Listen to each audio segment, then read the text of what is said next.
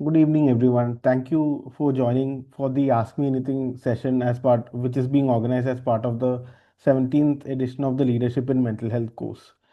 Through this webinar, we aim to answer all the queries that we have been getting as our registrations have begun and get a chance to answer any questions that you have as part of the Leadership in Mental Health course. So my name is Adarsh. I am one of the organization member of the organizing committee of 17th edition of the LMH and would be taking you over the course after which my colleagues would come in to answer the questions that you may have in regard to this course. So before we begin, I just wanted to focus on the work that we do at Sangat and how LMH fits within the objectives of Sangat. So Sangat began working around 1996 as a child guidance center and slowly shifted towards a more community-based and task shifting model of mental health. As we realized, we needed to provide mental health care and services where people are rather than expecting people to come to professional services or clinical setups. To achieve that goal, we have designed and evaluated multiple interventions and projects that aim to deliver mental health care in the community. The objective being to ensure that everyone has access to affordable mental health care services within their communities. As we went on with our objective, we realized that care for all can only be achieved by involving everyone. So, with that objective, we began the Leadership in Mental Health course, which has till date had over 550 participants with close to 30 countries participating in this course. And the objective being nurture future leaders and change makers in the field of global mental health, with the objective of having more people from the community and leaders within the group taking up mental health initiatives within their communities. And this is the organization team of the Leadership in Mental Health course who would be here answering your questions and to whom you will be writing and communicating regularly as part of the course engagement.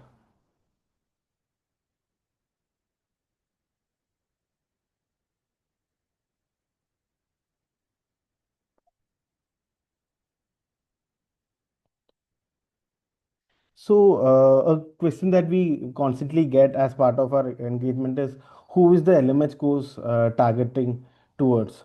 And a lot of people have said to us that they don't have an experience in mental health or do not have experience in clinical practice, and if they are eligible to join the course. So, we wanted to let you know that this course is for anyone who wants to work in the area of mental health, regardless of their prior experience, and want to make a change within their community and promote mental health within their settings. As said, this course does not require any prior mental health experience. Anyone from early career researchers to students who want to understand the broader concept of global mental health and want to make meaningful change, professionals and people practicing in various sectors, including mental health, healthcare, education, gender, or any other section, and want to expand their work towards mental health, and individuals with lived experience can attend this course. This course is not focusing on giving people with clinical skills that they can incorporate in their private practice, but the broader objective is to uh, build up leaders and change makers who can then go ahead and make system level changes and also potentially impact policies and decision making.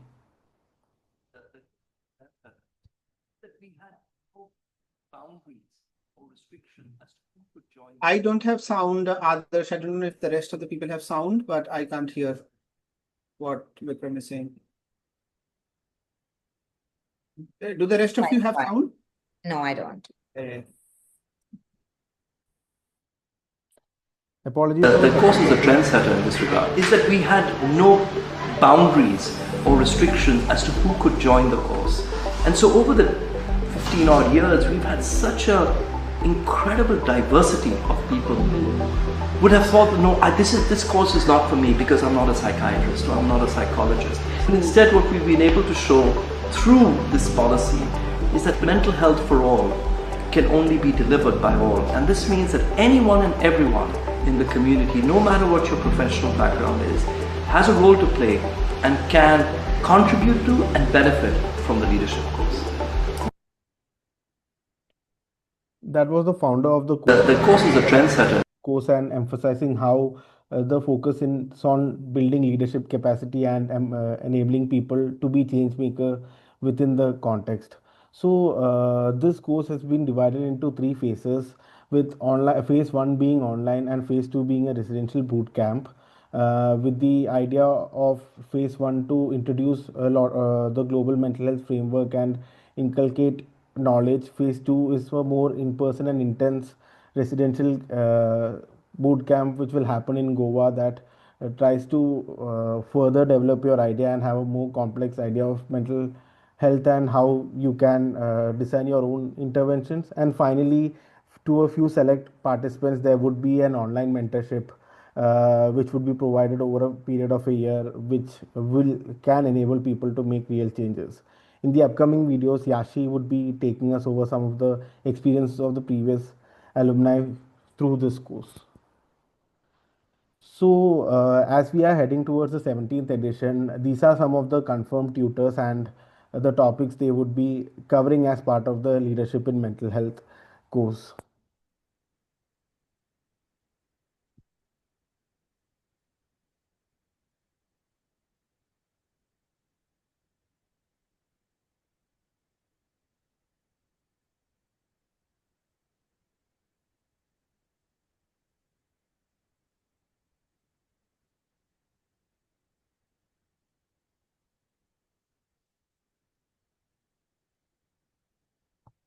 These are only a few of our tutors, and the final tutor list with their respective topics would be updated in the website that in the coming weeks.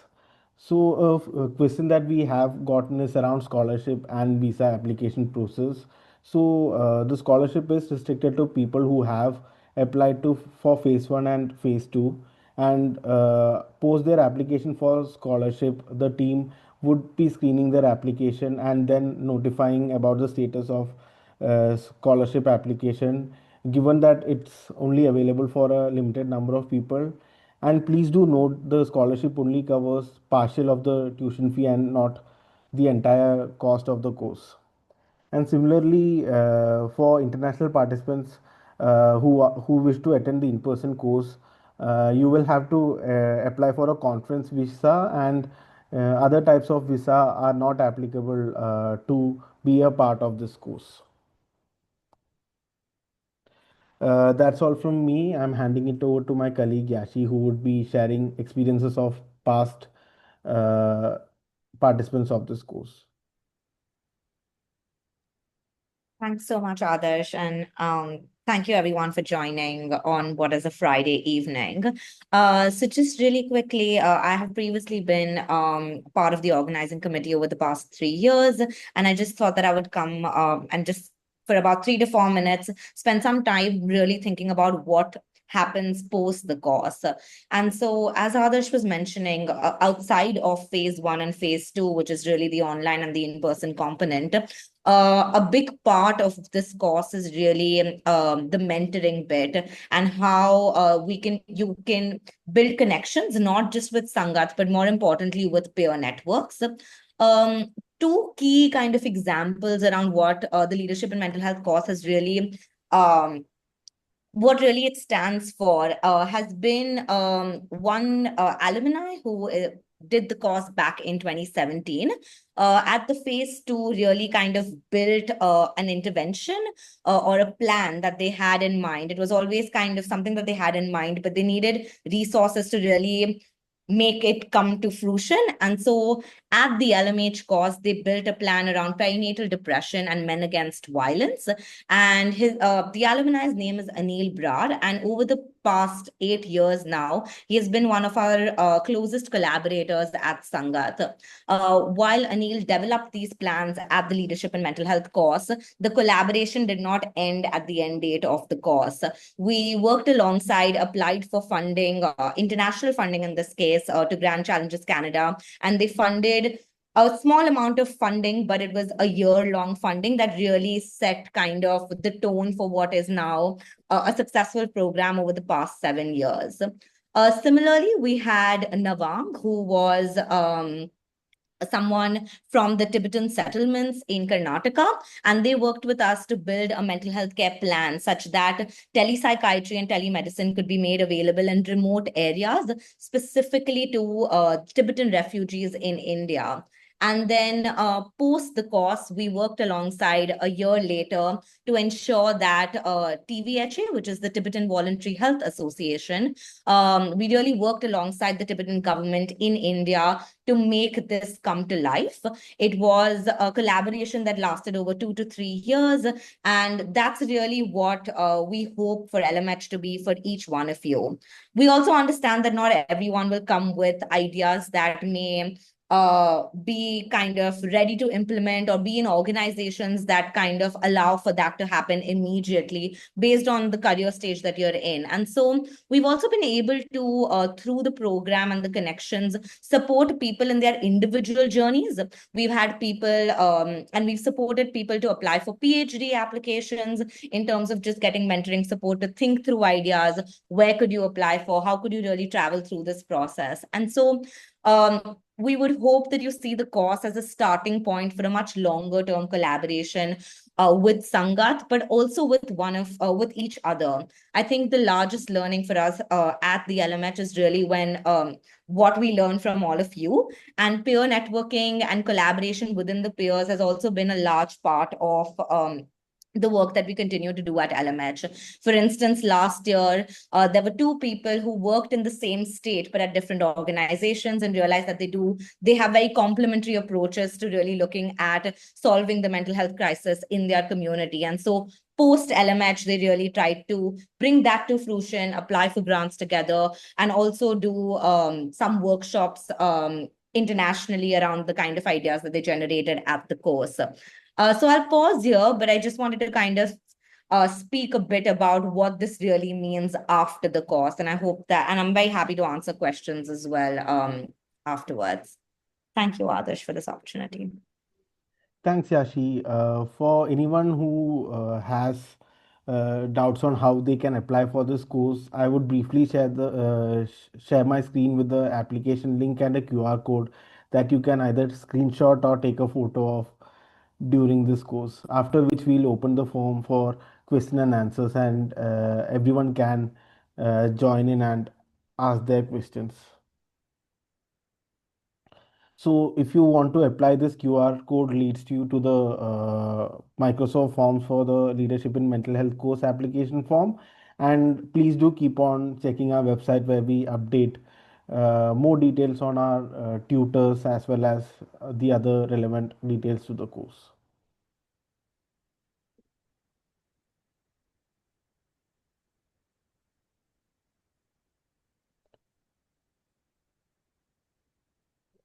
I hope that was helpful. Just wanted to now open the form for Q&A, and wanted to invite Roy, Rohit, Ravi, and Yashi to answer some of the questions that the participants have put on chat, or further elaborating on the responses that Rohit has already given.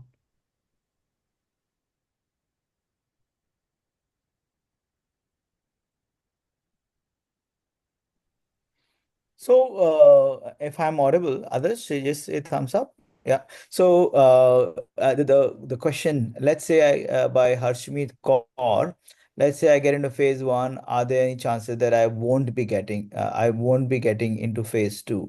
So, so the answer to that is that we have a much smaller cohort for the phase two. Phase two is supposed to be 1 week, very intensive, and we call it a boot camp. So you know what boot camp means. It's supposed to be an intensive course, and because we want a lot of engagement, that is why it is not possible for us to have a large cohort. We have only around 30 people whom we usually accommodate for this cohort. So the answer to yours is that assuming that around 60 people are going to be 60 to 80 people are going to be in the phase one, then around half of them are obviously not going to be in the phase two. So we cannot really guarantee that you'll be in phase two. There is some amount of selection which is involved, which is about we look at the profile of the people who are actually answering, and of course the engagement throughout the course as well. So that happens. So I wish you luck, and I wish you are one of those people who actually do get into the phase two as well. But yes, around half of them are not going to get into that. Thanks, Ravi, for the response. Shweta, would like to invite you to answer a question. I think you are responding to it live. Hi. Hi. No, I just marked that question as answered live because Ravi covered it already. As Harshmeet, your question was, what is the criteria for getting into phase two? So the selection is made based on your application and strength of the project proposal that you've made for phase two. I would just like to make a comment about something that Ashwini has put in the chat. And just echoing one idea that a lot of the people at later stages of their careers have actually taken ideas from the LMH, gone on to do work that they were already doing and bettering it in some way. So I seriously would like to address this issue that age is not a factor as far as participation in the LMH is concerned. Can I comment to answer some? This is very interesting question that someone has asked, that if they miss out a week of the course, can they make that up? And how many hours the course is each Friday and Saturday? So the course runs on Fridays from 5 to 8, and on Saturdays it runs from 4 to 7. These all are according to the Indian Standard Time. So the thing is, yes, these sessions would be recorded, and recordings would be made available to all candidates well beyond the duration of the course itself. So it's not that if you miss out a week, you miss out the program. It will help you build up on the continuity of it. And I think I'll just wait for more questions to come in on the scholarships to kind of give an overview of how we do the selection, and just to say that what is the kind of cutoffs that we're going to doing, and just to give an idea that how we go about with the entire process so that people have a bit of clarity on it.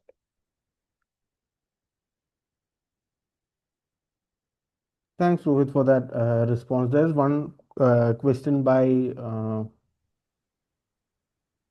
Shreya in the chat, which states, since the course is virtual and the cohort is fairly large, how do the instructors and speakers maintain strong engagement with the students? Are there any in-person opportunities for student or alumni to network? These are two separate questions. Wanted to check who would like to answer them.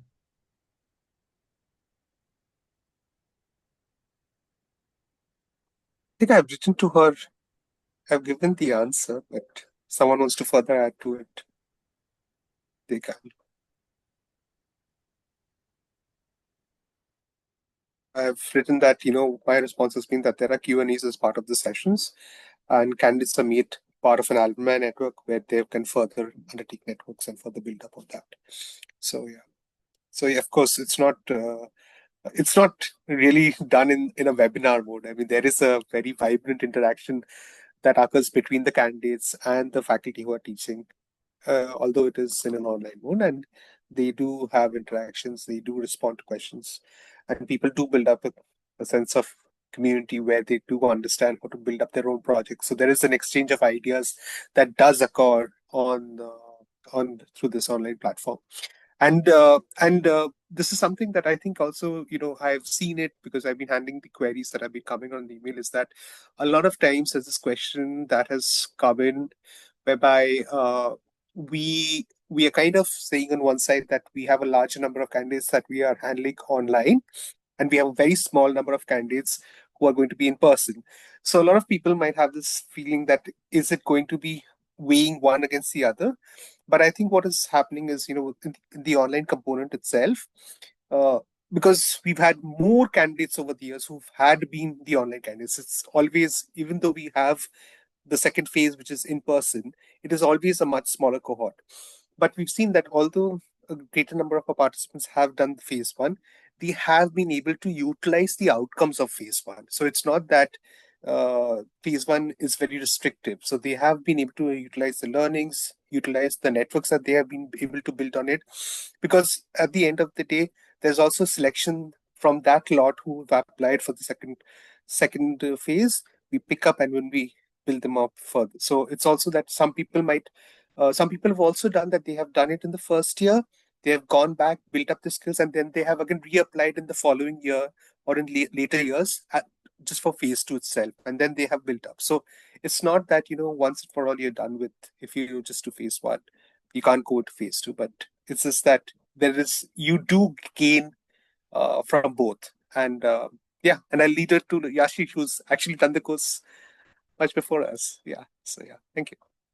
Yeah, thanks, Rohit. I just wanted to add 3 quick points. I think one about what the interaction looks like within lectures. The lectures are varied, and so we do see engagement as a large component. So even if it's a 2-hour lecture and the presentation would be around 40 minutes, there would be about an hour of engagement with the tutor sometimes, but also a lot of the times the lecture is not really someone speaking through PPT slides. It's around using whiteboards. It's a lot more interactive. We have breakout rooms, we have activities. So it really, we do work with the tutor to try and ensure that there is two-way learning, because we don't see this course as a way where the expert who is coming in is really just talking about their experience. We are really looking to build a course where we are learning from everyone else's experiences as well. And so there is always that level of engagement that we kind of thrive for. The other bit that I wanted to highlight is what happens post sessions.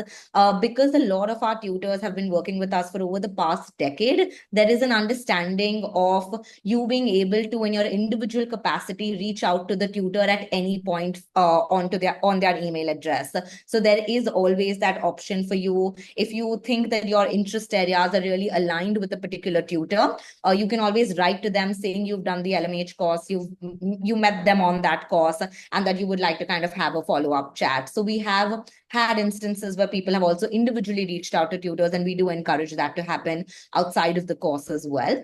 And finally, just to say that a large part of networking is also very community driven and is peer driven. And so over the past 4 years, I'm still on all of the WhatsApp groups with the cohort that did kind of the course. And there are very many different ways in which the cohort decides to be in touch. So for example, the latest cohort has a monthly call that has been set up for the entire year already. And everyone comes onto that call, gives updates, presents what's happening at their work, and gets feedback. So it's really very community driven. While we are organizers of this course, a lot of this is open for co-creation in that way. And so I just wanted to share some examples of how that has happened previously. Thanks, Yashi. Thanks for sharing the experiences of our alumni as well with regards to this. There were a few questions that I wanted to open up to Yashi and Rohit as well. So Vanchika asks whether there would be assignments or activities, and Sonali asks, is there an exam at the end?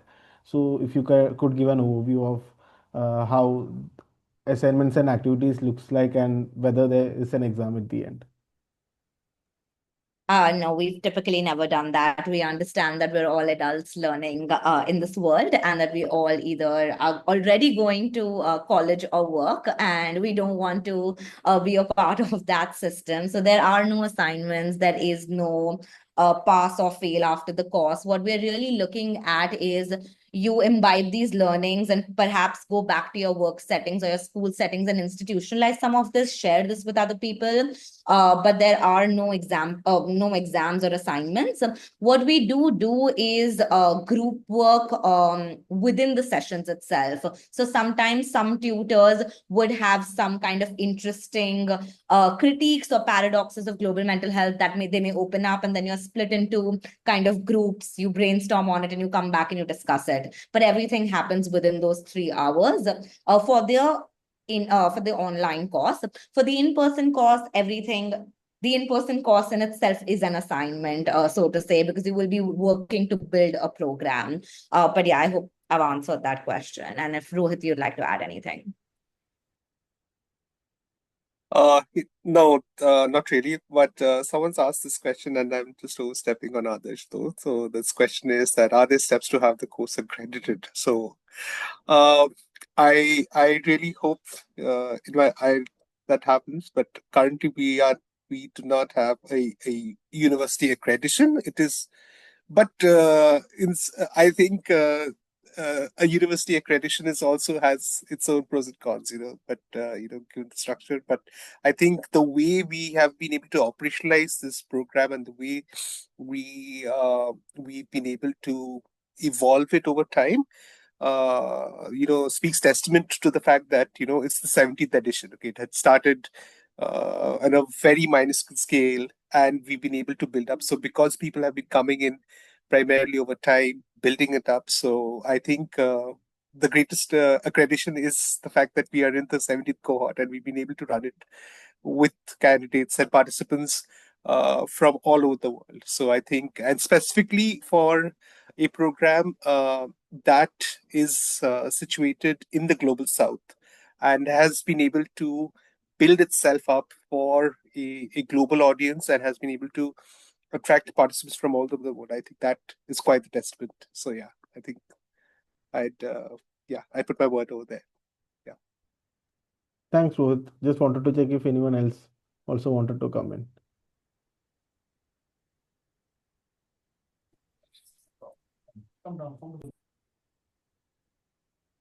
Yes, Yashi. Can I respond to 2 other questions in the chat, if that's okay? Yes, please. So there's one which is anonymous, which says, including the sessions on Fridays and Saturdays, how many hours per week should participants expect to spend in their learning when going through the course? And this is quite frequent. And so I just wanted to highlight that there are different forms of learning. There's learning that happens within the live lecture. And then, of course, you can always go back to the recording if you're working on something particular and that lecture in itself is relevant. But what we also like to do is supplement all of our lectures with readings. And we typically put those readings into mandatory readings and just associated readings. And so mandatory readings, we usually keep it to 1 or 2. It's not that you have to read it before the lecture, because nobody really links it necessarily to the lecture. But if that's a topic of interest, we encourage you to read it and ask questions within the sessions. But the associated reading is just a long list of kind of readings that you may find interesting, and you are able to download all of these readings from our online Graphy platform. And so that means that the learning does not end with the course ending in December. You can continue and go back to it whenever at your own time. But we don't mandate anything that needs to be done before the live lecture. So just to kind of say that. And I think the other question that I could quickly answer is Kaveri asks if there are any arts-based methods that will be used in the course. Just to say that I think, as Adarsh said, that we're looking at building programs. And so we don't use arts-based techniques or methods that may be typically used in clinical processes or counseling processes as part of the course in itself, where it is a taught material.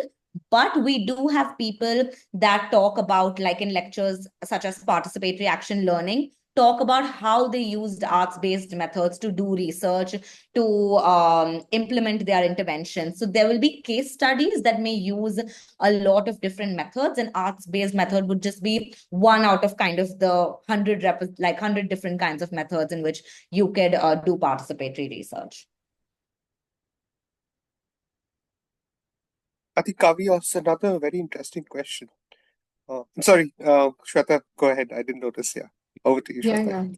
yeah. Thanks. Yeah, Kaveri's other question is quite interesting about how anonymity can be maintained during the course. So for the online phase, which is going to be online, these are similar Zoom calls. We welcome you to use a pseudonym, any other name, and share as little or as much about yourself as you're comfortable.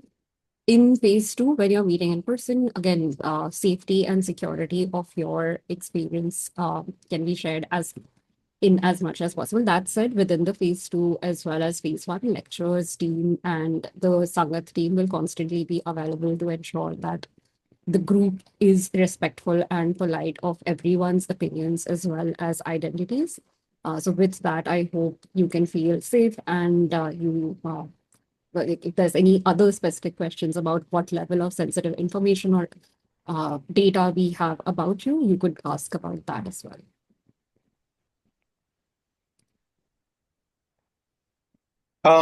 I wanted to comment. There's this question that has been asked by an anonymous attendee: is do you think this course is manageable while working a job? I think it's pedantic in a way, because I think people who I think this course is as you know, as mentioned in our PPT in the presentation that Adarsh has very uh, done really well, and I think is that it's not a management course of sorts where we teach you techniques to handle areas of global mental health. It's not a clinical course, but what I firmly believe, and I think my co-panelists can also be, it's a course about passion. I think that's how I would like to put it as.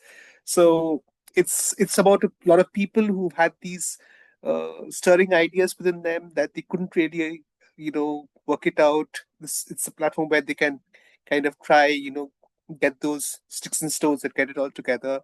And it doesn't mean that you need to be having anything to do with mental health. I mean, you can just come in with a blank slate and just start. So it's just that if you're passionate in it, you will start enjoying the program. Otherwise, it'll become a very run of the mill thing, and you would not enjoy the interaction and the growth that happens, because otherwise that's where certain elements go amiss. Yes, Yashi, over to you. Yeah, thanks, Rohit. I think a lot of people in this room are driven by passion, but if I can also kind of answer the more logistical bit around how we as the organizing committee also are really mindful of the fact that one, a lot of people that join the course are across the globe and so are dealing with different time zones. Two, 90% of our participants are working, and we do keep that at the center of the design of the course. And so there are about 2 to 3 things that we have ensured are very flexible. So for example, the recordings can be viewed for about 6 months. And so it doesn't really mean that you have to do it on that very Friday and Saturday. We understand life happens. People are trying to balance work and life while also trying to learn. And so we are very mindful of ensuring that there is flexibility around those things. Similarly, as I was mentioning earlier, the readings are downloadable. And so you don't have to read them right now. You can read them at any point when it feels like that's when it's relevant to your work. Similarly, with attendance, we do kind of look at it in a very flexible way. Viewing lectures does count as attendance. We don't expect you to physically show up or give us reasons around why you can't show up. And so there is that thought in the design of the curriculum. And finally, more than anything, I think we've been very, very open to feedback. So the course has evolved over the years, and it has evolved because of people giving us active feedback around what is actually possible and what is not possible. And so that being said, if something is not working out, we would really appreciate you share that feedback with us, because we would like to improve and change those things to make this as advantages as for you as possible, because ultimately this course is for you and about you. Rohit, I think there are a couple of questions about the scholarship. I think this Scholarship, is yeah. Just sort of talk about it, and then we can close a few comments that are on the Q&A. Yeah. Yeah, thanks, Roy. So I'll just give in a brief. So the program is divided into phase 1 and phase 2, but the application itself is for both phase 1 and phase 2. So when you apply, you have the ability to choose whether you want to apply for phase 1, phase 2, or for both. What we've done is for scholarships, we are only limiting the scholarships only if an applicant has applied for both phase 1 and phase 2 together, and is an Indian resident or a resident from a low and middle income country. So we've had on specific areas of certain descriptive questions that we've asked them. So we've had a score that we calculate, and then we create a descending order, and then we give a ranking, and accordingly we are choosing certain individuals who make a certain cutoff, and then we offer them. Please do remember, these are very limited scholarships that we have, and the scholarships are given on a rolling basis. So it's like what happens is, as applications keep on coming, as we start scoring, the score changes, people go up the order, and then we can give the cutoff, and then we still respond to them. So what happens is, at one point, whenever we are, suppose today if we are selecting, we might have a certain number of people who might not make the cutoff, and the ones who don't, we tell them that they might have to pay and reserve the seats on the course. What we've primarily done is we are responding to phase 1 applicants, and in phase 2, when we are having because we are having more limited number of seats, then only we are coming to the phase 2. So initial responses for phase 1, selecting if one individual for phase 1, seeing if they can offer a scholarship for phase 1, and then we'll go to phase 2, and if we can just combine for phase 1 and phase 2, then we offer them thereafter. So yeah, Roy, I think that's just about it from my end. People are anyways free to write into us, and we are responding to them.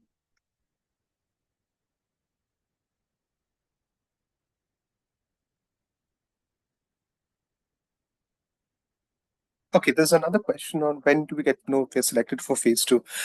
We will respond to you right now. So by the time the phase 1, by 23rd of August is when we close. So prior to that, we'll be able to tell you if you're selected for phase 1 or phase 2. So we still give you a month before the starting of the course itself to make payments. Yeah.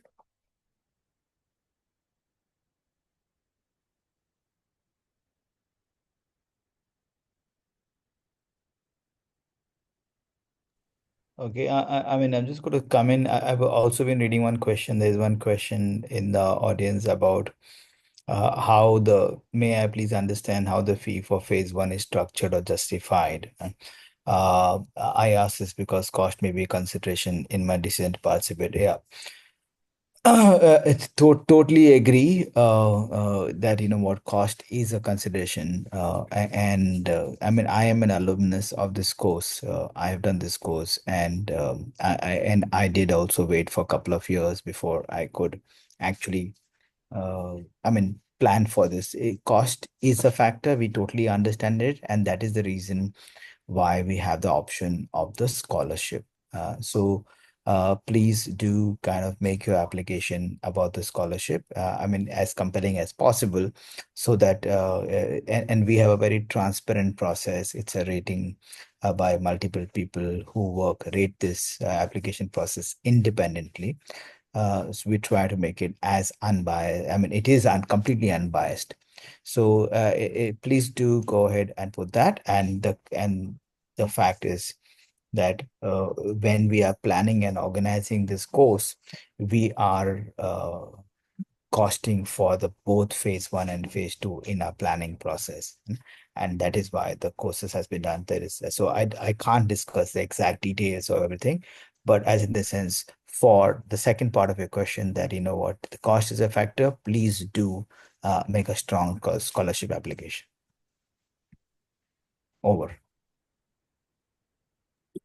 Can I just come in to answer a couple of questions? So Sonali asks if a person can do phase 1 now and phase 2 after a year or so. Yes, we do allow you to apply the next year, because we do understand that some people may also want to take the knowledge, go back to the organization, see how they could use phase 2 a lot more to their advantage. And so there have been people in the past who have done that. And so we are happy for you to kind of apply later. There is another question around by an anonymous attendee, and they ask, is there a reason why around 70 people are accepted in phase 1, but only half as many in phase 2? Phase 2 seems a lot more, significantly more effective. What's the criteria? So I'll let the last part be maybe answered by Rohit. But just to say that the distinguishing factor between phase 1 and phase 2 is phase 1 is really a primer. It's a lot. You don't have to have a big idea. You may just want to learn. You may just want to see what you could do with this knowledge. And so it's really about the theory, the cases, what's really happening outside in the world. What can we learn? What can we do differently? And that's what phase 1 does. It gives you a foundation of the field of global mental health. Phase 2 goes beyond that, which is we're looking for people who have ideas, can work on projects, and actually bring this to life in some way. But more importantly, over the years, and this is again something that we've learned from feedback from our alumni, that it's helpful to have a group of about 25 to 30 at max to make sure that everyone has something that they can take away from the course, because a lot of it happens in group work, and anything larger than that will defeat the very purpose of how phase 2 has been envisioned. And so we want to make sure that people kind of get back what they're expecting. And so that's kind of the ideal number we've come to based on consultations from alumni. I'm just going to come in quickly before Rohit answers that bit, but at the same time, if we are inadvertently in this conversation has happened that phase 1 or phase 2, one is more important than the other, it is not so. Actually, phase 1 gives us the advantage of a much larger palette of resource persons which are there, because it is just not possible to accommodate every speakers, and also it's not possible to for the organizers to call all the effective speakers. They won't be able to come also because they're very busy people. But we are able to have a much larger spectrum. So phase 1, and as you would be able to see on the website, the number of speakers who are there, it is actually as effective, if not more, than phase 2. Yeah. Thank you, Ravi. And basically, the selection criteria for phase 2 is the same application that is there that you submit at the same time. It's just that you make a choice, and then we review it, and we see if we can really fit this candidate in for the second phase, and if the candidate has a compelling statement, not just so a lot of times people feel if they have an idea already, is something that gives them an added weightage to be selected. It's not that. It's also how we see if the candidate has a devotion, how they have bring in their background, how they see themselves evolving, and if we can feel that that the current cohort is able to accommodate that, we would definitely make a view of it. So and because some of this element is subjective, we have different people. So it's not just one person who takes a call, it's different people. So we come to a cumulative scoring. We have an objective scoring system for that, and then we come to cumulative scoring on that, and then again we do a ranking, and then we have a cutoff on that. So that also helps make it much easier. Yeah.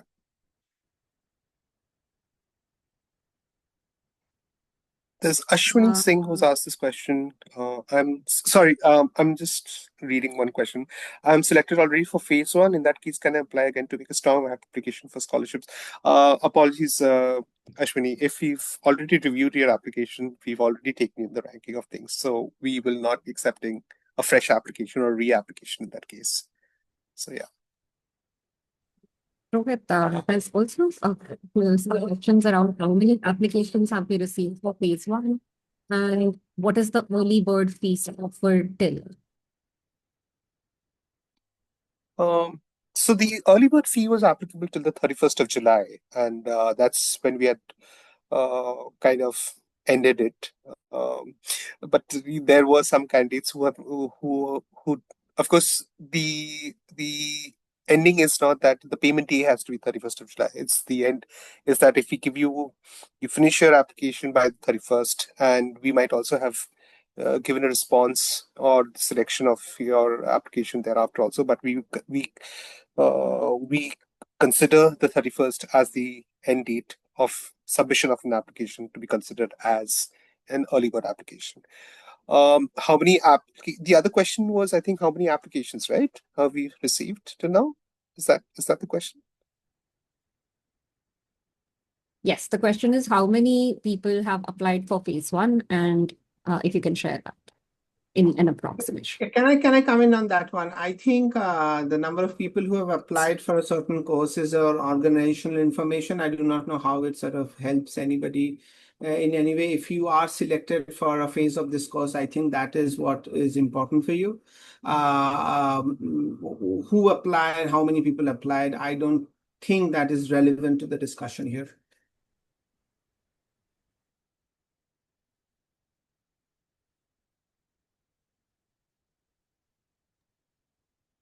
Are there any more questions in the chat, Rohit?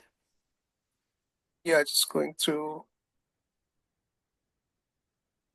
Okay, there's this question that I got an email for admission to phase 1. Does that mean I'm not selected in phase 2? No, it does not mean that you're not selected in phase 2. It just means that we have not yet given out the results of phase 2.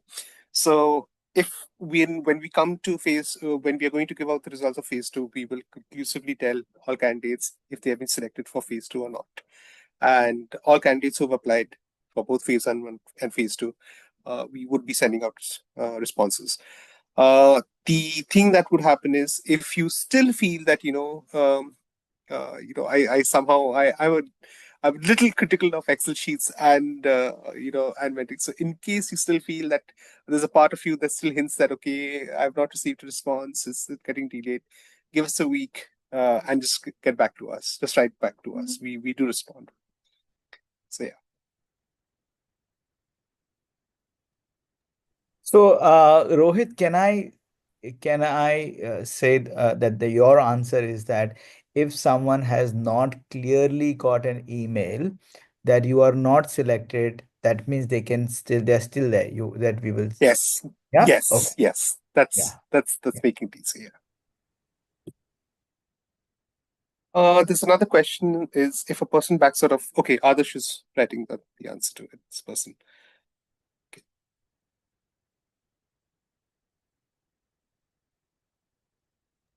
So that the last question by Imran about do we need to have some ideas of the project in mind to get maximum benefit of the course? I think Yashi has alluded to this when she was speaking that if you have an idea for the project, man, please bring it. And in fact, that would probably help you further refine and shape that idea, but it is not an absolute necessity.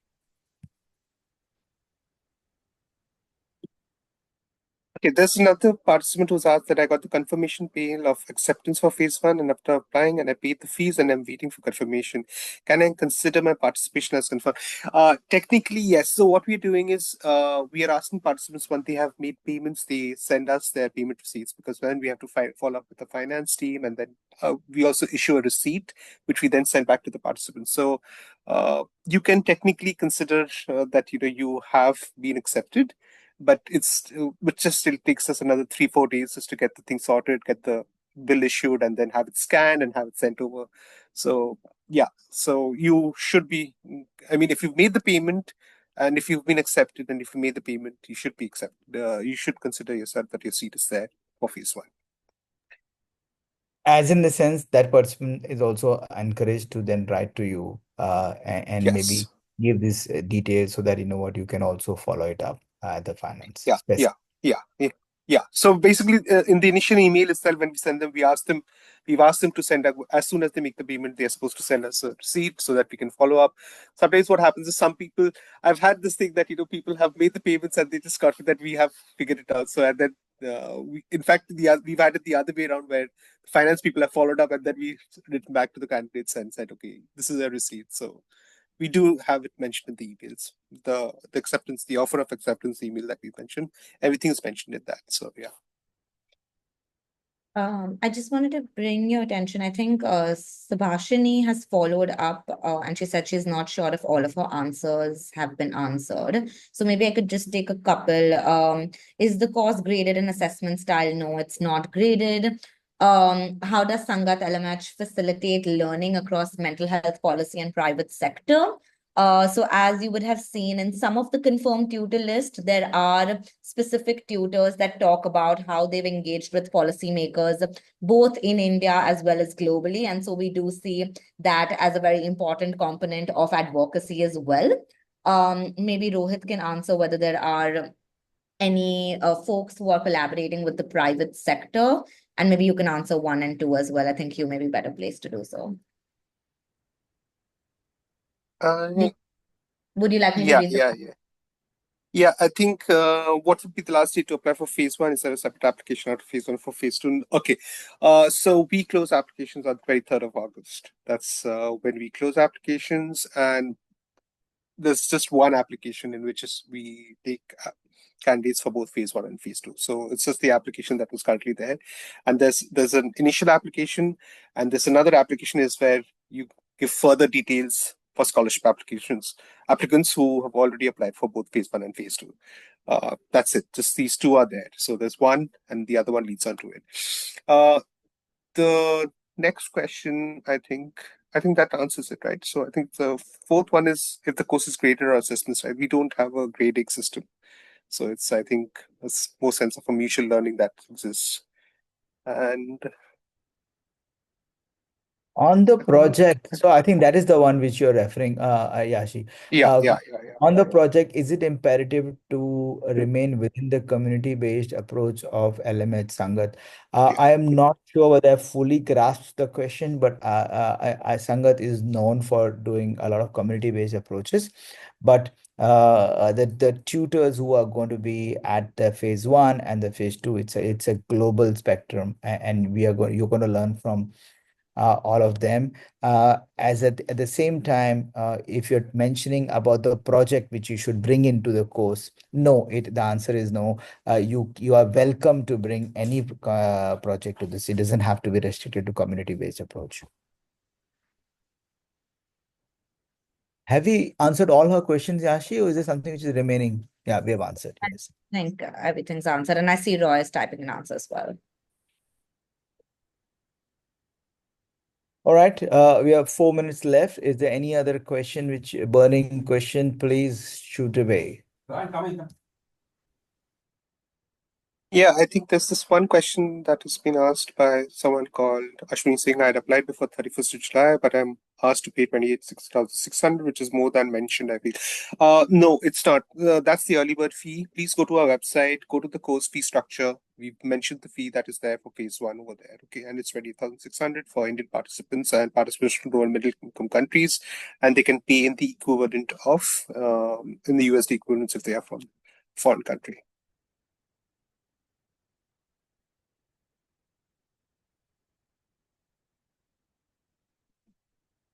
And I think Rifat is.